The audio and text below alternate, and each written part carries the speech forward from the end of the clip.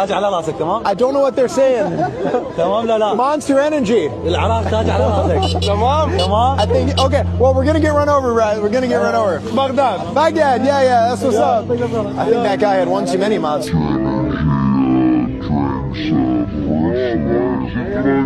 Oh my god, these get... حلوه وياك المية Shishmik? You got swag, man. You got swag. حلوين I don't know what that means. حلوين من طيح الله حظكم اي والله على افعالكم الخايسه.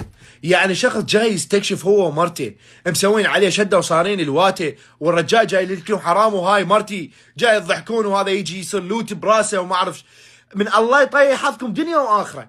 يا اخي جاي شخص من مكان بعيد عن مود يستكشف الاماكن ببلدك، جاي ينقل صوره حلوه لبلدك، انت جاي تطيح حظ بلدك وجاي تنقل له صوره اخيس ابن الخايس.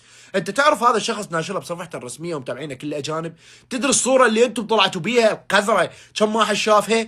ليش جاي يطيح من حظ البلد مالتكم بيدكم؟ ليش؟ ما جاي ينقل صوره حلوه على مود انه يشوفون العراق امن، العراق ما بي كذا كذا، انتم جاي تشوهون سمعه العراق، انتم شنو دازيكم مندسين العراق على مود تخربوه؟ عمي طالب من جهاز الامن يراقبون هذولي الخياس، عمي جاي يخربون سمعه العراق. يا اخي السايح جاي يجي للعراق ما ياخذ راحته جاي يتحرشون بيه، يعني العراق لا بلد لا اهل البلد مرتاحين بيه ولا السايح يجي من غير دوله مرتاح بالعراق. من الله يطيح حظكم. كافي هذا الطياح الحظ، جاي شخص ينقل صوره حلوه عن بلدك، انت تطلعها باخي الصوره؟ ليش؟ ليش؟